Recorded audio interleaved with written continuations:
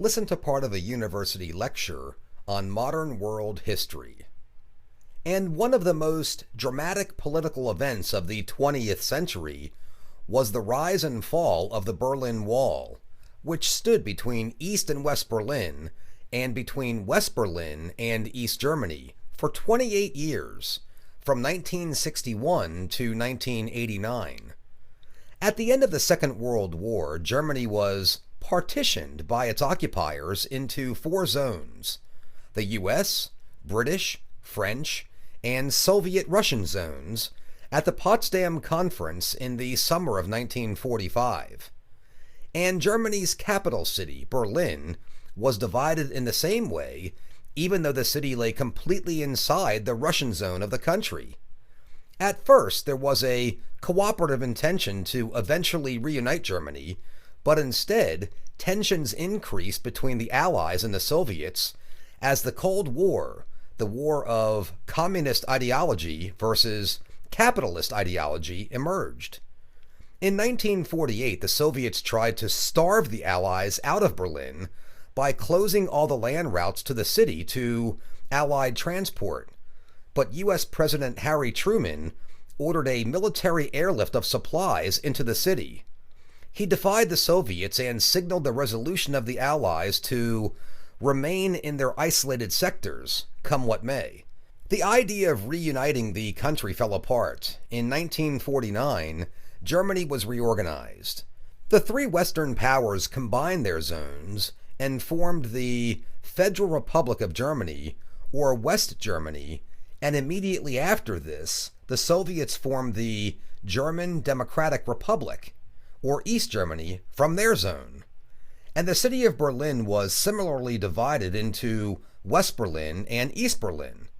West Berlin, in the middle of East Germany, became an island, but at that time the borders were open and many Berliners crossed relatively freely from side to side, including some 60,000 East Berliners that commuted daily into West Berlin to work. But West Germany prospered very well. In fact, it was labeled an economic miracle. But the economic and social conditions in East Germany failed terribly, so thousands of East Germans began immigrating from east to west, and the handiest portal and the symbol of prosperity and freedom was West Berlin. By 1961, about 2.5 million East Germans, that's about 1,500 people a day, had fled to the West. East Germany was losing its workforce. In fact, it was losing its population.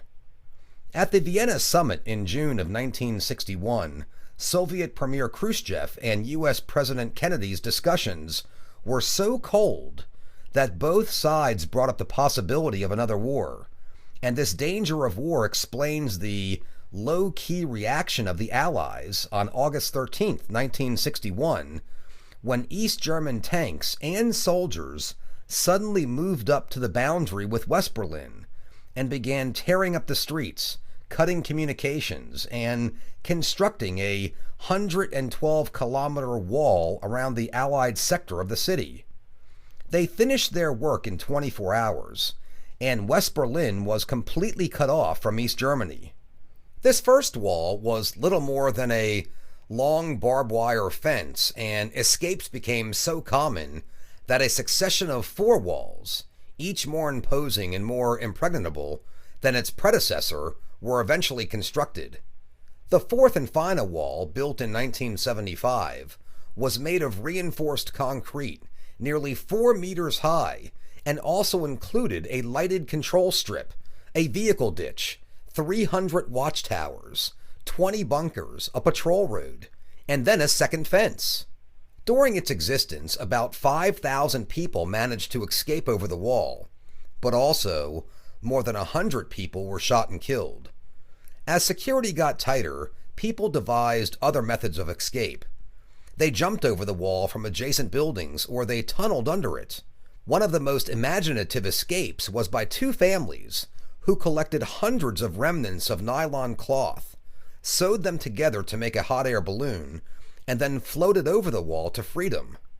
Under Erich Honecker's draconian leadership, life just got worse and worse in East Germany.